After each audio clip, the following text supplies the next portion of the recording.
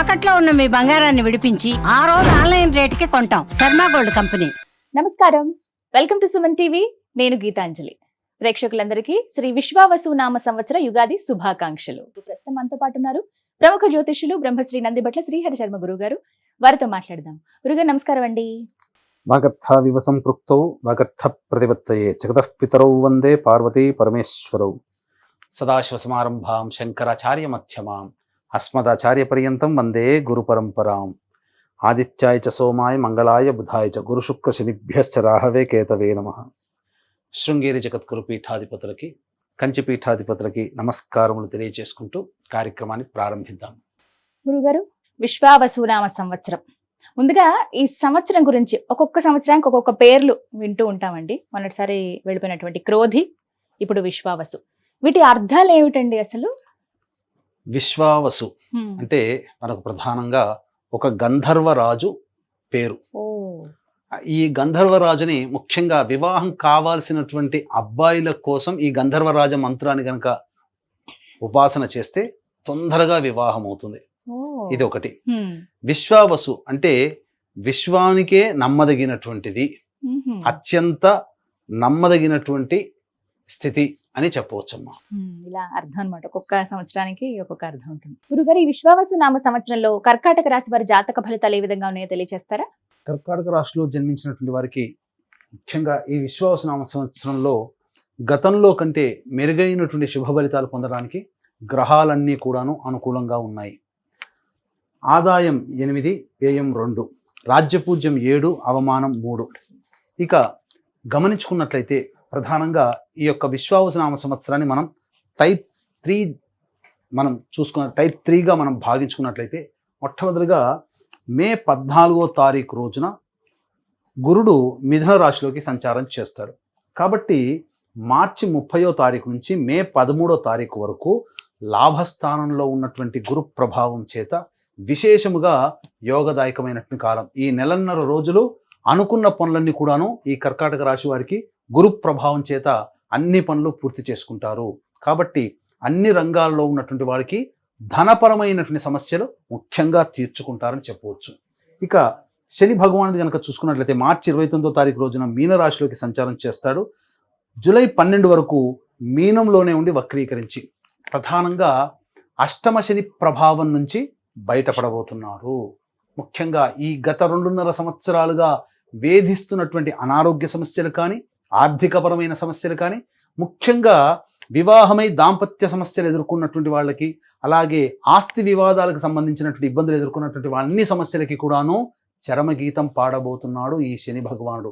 అనుకూలమైనటువంటి యోగాన్ని ఇవ్వడానికి సిద్ధంగా ఉన్నాడు. ఇటు గురుబలము, అటు శని బలము సంపూర్ణంగా, శని దోషము పూర్తిగా తొలగిపోయినటువంటి కారణం చేత ఈ మే 14వ తారీఖు వరకు ఉన్నటువంటి సమయం చాలా అనుకూలంగా ఉంటుంది. అన్ని విధాలుగా యోగదాయకమైనటువంటి పరిస్థితిగా చెప్పవచ్చు. అయితే మే 14 నుంచి సెప్టెంబర్ 28వ తారీఖు వరకు, అనగా సెప్టెంబర్ 28వ తారీఖు వరకు మిథున రాశిలోనే ఈ యొక్క గురుడు సంచారం చేస్తున్నాడు. టైప్ 2 జోన్ ప్రకారం చూసుకున్నట్లయితే సెప్టెంబర్ 28వ తారీఖు నుంచి కర్కాటకంలో ప్రవేశం చేస్తాడు. సెప్టెంబర్ 28 నుంచి నవంబర్ 12వ తారీఖు వరకు కర్కాటకంలోనే రాశిలో సంచారం చేస్తున్నాడు. ఇది ప్రధానంగా జన్మరాశి ప్రభావం వలన కొన్ని సమస్యలు అనేటువంటివి ఎదుర్కొంటారు. ముఖ్యంగా ఈ సంబంధించినటువంటి విద్యార్థులు బాగా శ్రమ కోరిస్తే తప్ప ఫలితాన్ని పొందలేనటువంటి పరిస్థితి ఎదుర్కొంటారు. ముఖ్యంగా ధనపరమైనటువంటి సమస్యలు ఎదుర్కొంటారని చెప్పవచ్చు. అన్నిటికంటే ప్రధానంగా అంటే ధనం నష్టపోవడం కాదు, సంపాదించింది ఖర్చు అయిపోతుంటుంది. నిల్వ చేసుకునే అవకాశము ఈ సెప్టెంబర్ 28 నుంచి నవంబర్ 12వ తారీఖు వరకు ఉండదు. ముఖ్యంగా ఈ సమయంలో ఓవర్ వెయిట్ పెరిగే అవకాశం ఉంది. కాబట్టి ఫుడ్ పరంగా డైట్ కంట్రోల్ చేసుకుంటే చాలా మంచిదని చెప్పవచ్చు. అయితే ఈ యొక్క సెప్టెంబర్ 28 నుంచి నవంబర్ 12 ఉన్నటువంటి మధ్యకాలము వివాహం కాని అబ్బాయిలు అమ్మాయిలకి సంపూర్ణముగా యోగాన్ని ఇచ్చేటువంటి సమయం ఈ టైప్ 2 జోన్లో. ఇదే టైప్ 2 జోన్లో కనుక చూసుకున్నట్లయితే జూలై 13వ తారీఖు నుంచి మీన రాశిలోనే వక్రీకరించినటువంటి శని మరియు అక్టోబర్ 9వ తారీఖు వరకు ఈ యొక్క మీనరాశిలోనే వక్రీకరించి ఉంటాడు. ఈ జూలై 13 నుంచి అక్టోబర్ 9వ తారీఖు వరకు ఉన్నటువంటి కాలము గడ్డు కాలం. ఎందుకంటే అమ్మయ్య ఇక ఏలిన నాటి అష్టమ శని ప్రభావం తొలగిపోయింది అనుకునేటువంటి వాళ్ళకి ఈ జూలై 13 నుంచి అక్టోబర్ 9వ తారీఖు వరకు ఉంటుంది. మీన రాశిలోనే వక్రీకరించినటువంటి శని ప్రభావం వలన అష్టమ శని ప్రభావాన్ని కూడా పొందబోతున్నారు. కాబట్టి ధనపరమైన విషయాలు కావచ్చు, అప్పులిచ్చే విషయంలో కావచ్చు, ఆరోగ్యపరమైన విషయంలో కావచ్చు, వృత్తి ఉద్యోగము దాంపత్య విషయంలో కావచ్చు, జూలై 13 నుంచి అక్టోబర్ 9 వరకు చాలా జాగ్రత్తగా ఉండాల్సినటువంటి సమయము. ఇది టైప్ 2 జోన్లో భాగంగా శని భగవానుడు ఇచ్చేటువంటిది, గురు భగవానుడు ఇచ్చేటువంటి ఫలితాలు. ఇక టైప్ 3 మనం గనక చూసుకున్నట్లయితే, టైప్ 3 టైం జోన్లో గనక చూసుకున్నట్లయితే నవంబర్ 12వ తారీఖు నుంచి డిసెంబర్ 26వ తారీఖు వరకు కర్కాటక రాశిలోనే గురు సంచారము, డిసెంబర్ 27 నుంచి మార్చి 14వ తారీఖు వరకు 12వ రాశిలోనే మిథున రాశిలోనే గురు సంచార ప్రభావం.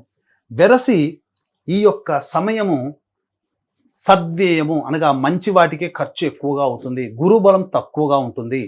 కాబట్టి ఈ యొక్క సందర్భంలో టైప్ 3 జోన్లో డిసెంబర్ 27వ తారీఖు నుంచి మార్చి అనగా 2026 మార్చి 14 వరకు ఈ సంబంధించినటువంటి మిథున రాశిలో గురు సంచార ప్రభావం కాస్త శారీరక శ్రమ, మానసిక ఒత్తిడి అధికంగా ఉంటుంది. ఖర్చు ఆదాయం రెండు సమానంగా ఉంటాయి. నిల్వ చేసుకోవడానికి, సేవ్ చేసుకోవడానికి ఎటువంటిది ఉండదు. అన్ని విధాలుగా సరి సమానమైనటువంటి కష్ట నష్టాలు, సుఖ దుఃఖాలు పొందుతారని చెప్పవచ్చు. ఇక ఈ టైప్ 3 జోన్లో గనక ఈ కుజునికి ప్రభావం గనక చూసుకున్నట్లయితే ప్రధానంగా చాలా జాగ్రత్తగా వీక్షించండి. అక్టోబర్ 10వ తారీఖు నుంచి నవంబర్ 26వ తారీఖు వరకు శని భగవానుడు ఈ కుంభరాశిలోనే అష్టమ రాశిలోనే వక్రీకరించే స్థితి పొంది ఉంటాడు. అంటే ఏంటి? వక్రీకరించినటువంటి కారణం చేత నవమ రాశి ఫలితాలను కూడా ఇస్తాడు.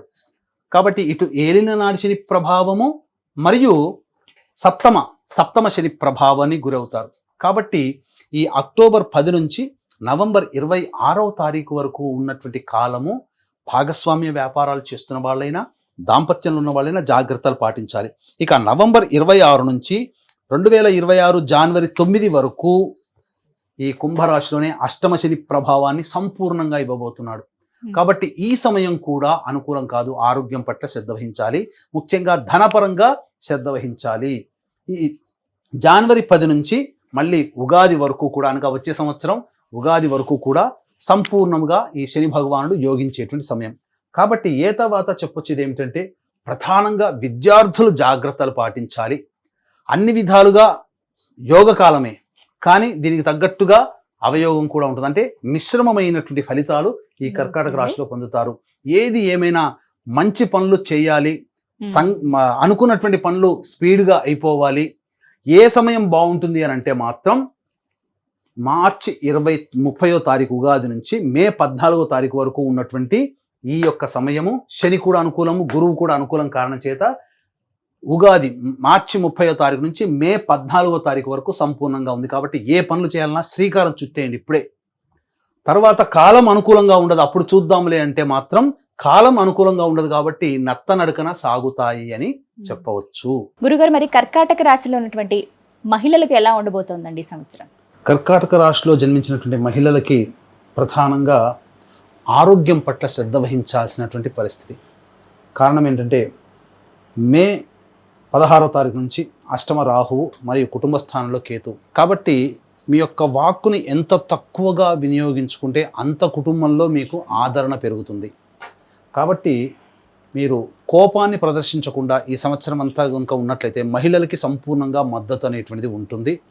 పైగా ఉద్యోగం చేస్తున్నటువంటి మహిళలకి బాధ్యతలు పెరుగుతాయి. అలాగే ముఖ్యంగా సంతానం కోసం ఎదురు చూసేటువంటి మహిళలకి సంతానం కలుగుతుంది. వివాహం కావాల్సినటువంటి అమ్మాయిలకి ఖచ్చితంగా వివాహమై జరిగి తీరుతుంది. ఆ దాంపత్యంలో ఉంటారు.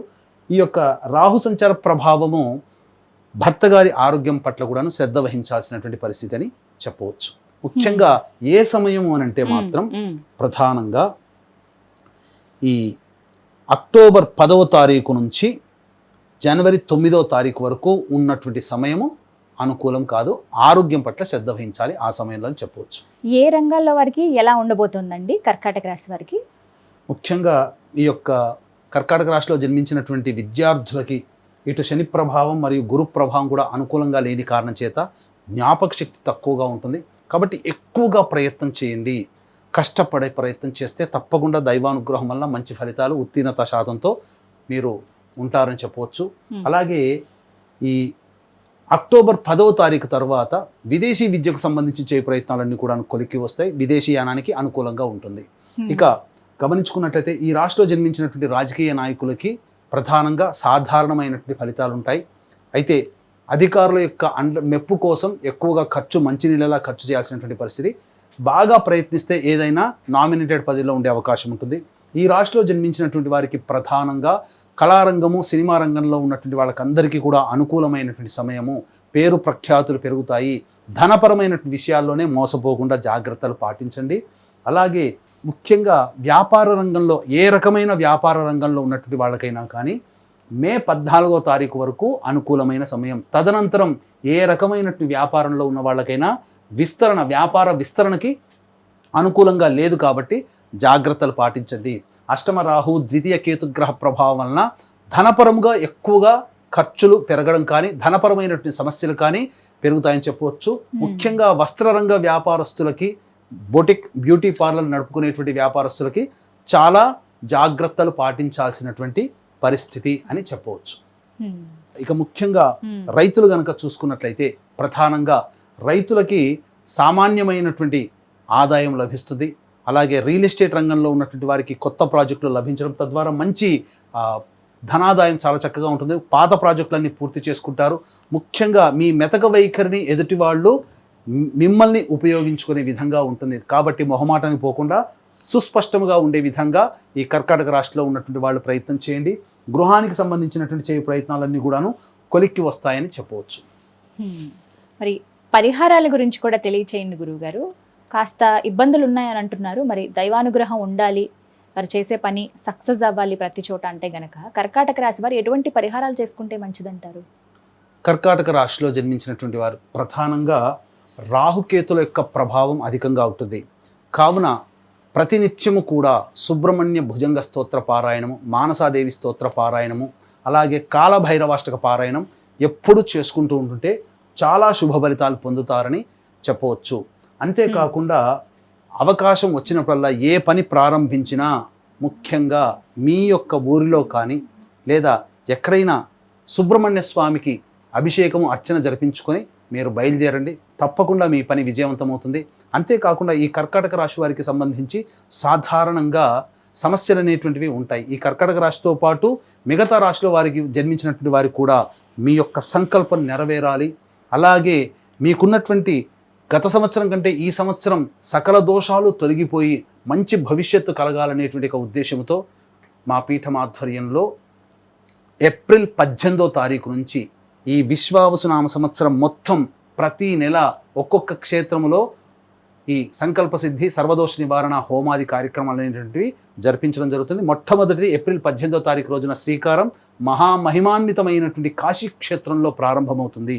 కాబట్టి ఈ యొక్క కార్యక్రమంలో నమోదు చేసుకోవడం ద్వారా సంవత్సరం మొత్తం కూడా మీ కుటుంబ సభ్యుల గోత్రనామాదులతో విశేషమైనటువంటి హోమాది కార్యక్రమాలు, ముఖ్యంగా మృత్యుంజయ హోమం అనేటువంటిది జరిపించడం జరుగుతుంది. అవకాశం ఉన్న వాళ్ళు కార్యక్రమ తదనంతరం కాంటాక్ట్ చేసి వివరాలు తెలుసుకొని ఆ కార్యక్రమంలో మీరు సభ్యులుగా చేరవచ్చు. అలాగే గురుగారు, కర్కాటక రాశి వారు ప్రత్యేకమైనటువంటి తేదీల్లో జాగ్రత్తలు వహించాలని కానీ, ఈ సమయంలో వీరు జాగ్రత్తగా ఉంటే మంచిదని కానీ అన్నట్టు ప్రయాణాల్లో కావచ్చు, ఆరోగ్య విషయంలో కావచ్చు, ఏమన్నా అలాంటి జాగ్రత్తలు తెలియచేస్తారా? తప్పకుండానమ్మా. ఈ కర్కాటక రాశిలో జన్మించినటువంటి వారు సెప్టెంబర్ 12 నుంచి అక్టోబర్ 26వ తారీఖు వరకు వాహనాన్ని నడిపేటప్పుడు జాగ్రత్తలు పాటించండి. గృహ మార్పులు చోటు చేసుకోబోతున్నాయి. అలాగే ప్రధానంగా తల్లిగారి ఆరోగ్యం పట్ల శ్రద్ధ వహించాలి. వాహన మరమ్మతులకి, గృహ మరమ్మతులకి ఎక్కువగా ఖర్చు చేయాల్సినటువంటి పరిస్థితి ఏర్పడుతుంది. ఇక జనవరి 15 నుంచి ఫిబ్రవరి 22, 2026వ సంవత్సరంలో దాంపత్య సమస్యలు వచ్చే అవకాశం ఉంటుంది. భాగస్వాముల మధ్య విభేదాలు పెరిగే అవకాశాలు ఎక్కువగా గోచరమవుతున్నాయని చెప్పవచ్చు. ఇక ఫిబ్రవరి 23 నుంచి మార్చి 18వ తారీఖు వరకు మీకు అనారోగ్య సమస్యలు చేరే అవకాశం ఉంటుంది. ముఖ్యంగా మహిళలకి మరియు ఎవరికైనా కానీ ఆపరేషన్స్ జరిగే అవకాశం ఉంటుంది. కాబట్టి జాగ్రత్తలు పాటించండి అని చెప్పవచ్చు. అలాగే ప్రత్యేకించి గురుగారు ఉద్యోగస్తులకి ఎలా ఉండబోతుందండి? ఎందుకంటే చాలా మంది నిరుద్యోగులు ఈ సంవత్సరమైనా బాగుంటుందా, ఏదైనా ఉద్యోగం దొరకపోతుందా అని ఎదురు చూసే వాళ్ళు కావచ్చు, పదోన్నతులు పొందుదాం అనుకున్న వాళ్ళు కావచ్చు, ఉద్యోగ మార్పులు కావచ్చు, ఇలాంటివి ఏమైనా ఈ సంవత్సరం చోటు చేసుకునే అవకాశం ఉందా కర్కాటక రాశి వారికి? కర్కాటక రాశిలో జన్మించినటువంటి వారికి ప్రధానంగా మే 14వ తారీఖు నుంచి జూన్ 14వ తారీఖు వరకు ఉద్యోగ మార్పు కానీ నిరుద్యోగస్తులకి ఉద్యోగం లభించడానికి కానీ సంపూర్ణంగా అవకాశం ఉన్నది. కాబట్టి ఉన్న సంస్థ నుంచి వేరే సంస్థకి మారాలన్నా మే 14 నుంచి జూన్ 14 మధ్యకాలము, అలాగే సెప్టెంబర్ 17 నుంచి అక్టోబర్ 16 తారీఖు ఉన్నటువంటి మధ్యకాలము, మరియు డిసెంబర్ 16 నుంచి జనవరి 13, 2026 సంవత్సరంలో ఉన్నటువంటి మధ్యకాలము సంపూర్ణంగా ఉద్యోగము మారడానికి లేదా కొత్త ఉద్యోగం వెతుక్కోవడానికి లేదా అన్ని రకాలుగా యోగదాయకంగా ఉండడానికి అనుకూలమైన సమయం చెప్పవచ్చు. ఈ కర్కాటక రాశి వారికితో పాటుగా మిగతా 12 రాశుల వారికి మీ యొక్క సంకల్పం నెరవేరాలి, అలాగే మీకున్నటువంటి గత సంవత్సరం ఉన్నటువంటి బాధల నుంచి బయటపడి సకల దోషాలు తొలగిపోవాలనే సదుద్దేశంతో మహామహిమాన్వితమైనటువంటి సుప్రసిద్ధ కాశీ క్షేత్రంలో సంకల్ప సిద్ధి సర్వదోష నివారణ హోమాది కార్యక్రమాలు ప్రతి నెల జరిపించడం జరుగుతాయి. ఒక్కొక్క క్షేత్రంలో శ్రీకారం మాత్రం కాశీ క్షేత్రంలో చుట్టబోతున్నాం. అవకాశం ఉన్నవాళ్ళు ఈ కార్యక్రమంలో సభ్యులుగా చేరదలిచిన వాళ్ళు కార్యక్రమ తదనంతరం కాంటాక్ట్ చేసి పూర్తి వివరాలు తెలుసుకోవచ్చు. చాలా చక్కగా వివరించారు గురువు గారు, ధన్యవాదాలండి. సర్వం శ్రీ ఉమామహేశ్వర పరబ్రహ్మార్పణమస్తు.